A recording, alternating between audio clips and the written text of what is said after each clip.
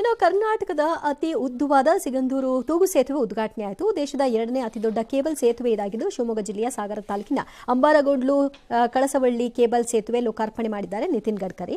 ಆದರೆ ಈ ವಿಷಯದಲ್ಲೂ ಕೂಡ ಒಂದಷ್ಟು ರಾಜಕಾರಣ ಆಗಿದೆ. ಬಿಜೆಪಿಯ ಶಿಷ್ಟಾಚಾರ ಉಲ್ಲಂಘನೆ ಆಹ್ವಾನ ಕೊಟ್ಟಿಲ್ಲ ಅಂತ ಆರೋಪಿಸಿ ಸಿಎಂ ಸಿದ್ದರಾಮಯ್ಯನವರು ಉದ್ಘಾಟನೆ ಕಾರ್ಯಕ್ರಮಕ್ಕೆ ಹೋಗಲಿಲ್ಲ. ಅವರ ಸೂಚನೆ ಮೇರೆಗೆ ಸರ್ಕಾರದ ಯಾವೊಬ್ಬ ಪ್ರತಿನಿಧಿಯೂ ಕೂಡ ಕಾರ್ಯಕ್ರಮಕ್ಕೆ ಹೋಗಲಿಲ್ಲ.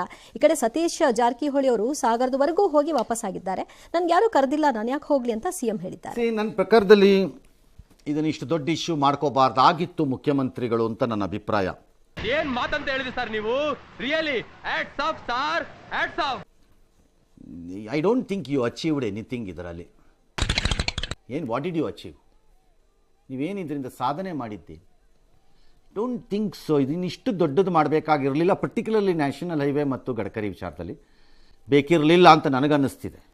ಅವರು ನನಗೆ ಆ ದಿನ ಬೇರೆ ಕಾರ್ಯಕ್ರಮ ಇದೆ, 1000 ಇರ್ಬೋದು, ಯಾರು ಒಬ್ರನ್ನ ಕಳಿಸಿದ್ರು ಆಗ್ತಿತ್ತು, ಅಥವಾ ವರ್ಚುವಲ್ ಪಾರ್ಟಿಸಿಪೇಟ್ ಮಾಡಿದ್ರು ಸಾಕಾಗಿತ್ತು. ಏನಂತ್ಯಾ? ಯಾರನ್ನೂ ಕಳಿಸಲ್ಲ ಅನ್ನೋದಿದೆಯಲ್ಲ. ಐ ಡೋಂಟ್ ಥಿಂಕ್ ಅದನ್ನು ದೊಡ್ಡ ಪೊಲಿಟಿಕಲ್ ಮಾಡಿ ನಾನು ಏನೋ ಇನ್ಸಲ್ಟ್ ಮಾಡೋಂಗೆ ಮಾಡಿಬಿಟ್ಟಿದ್ದಾರೆ. I don't think so. ಹಂಗೆ ಕಾಣಿಸ್ತಿಲ್ಲ ನನಗೆ ಇದರಲ್ಲಿ. ಏನು ಅರ್ಥವೇ ಆಗ್ತಿಲ್ವೇ ಈ ಕೇಸು? ನನಗೆ ಇದರಲ್ಲಿ ಹಂಗೆ ಕಾಣಿಸ್ತಾ ಇಲ್ಲ. ಒಬ್ಬ ರಾಜ್ಯದ ಮುಖ್ಯಮಂತ್ರಿ no, this is not the way. Chief ಮಿನಿಸ್ಟರ್ಗೆ wrong advice. Chief minister has done a wrong thing. ತಪ್ಪಿದು. ಇದು ಆಕ್ಚುಲಿ ಚೆನ್ನಾಗಿರೋ. This is not the way.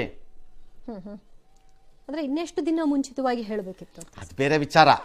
ಒಬ್ಬ ಚೀಫ್ ಮಿನಿಸ್ಟರ್ ಆದಾಗ ನೀವು 2 ದಿನ ಮೊದಲು 4 ದಿನ ಮೊದಲು ಹೇಳ್ಬಿಟ್ರೆ ಆಗಲ್ಲ. ಇಲ್ಲಿ ನಾಳೆ ಪ್ರೈಮ್ ಮಿನಿಸ್ಟರ್ಗೆ ನಾವು ಫೋನ್ ಮಾಡ್ಬಿಟ್ಟು ಹೇಳಿದ್ರೆ ಒಪ್ಕೋತಾರ ಅವರು? ಎಲ್ಲ ಆಗಲ್ಲ. ಬಟ್ ಏನೋ ಒಂದು ಆಗಿದೆ, ಅದನ್ನ he should have managed it better ಅಂತ ನನ್ನ ವಾದ ಅಷ್ಟೇ.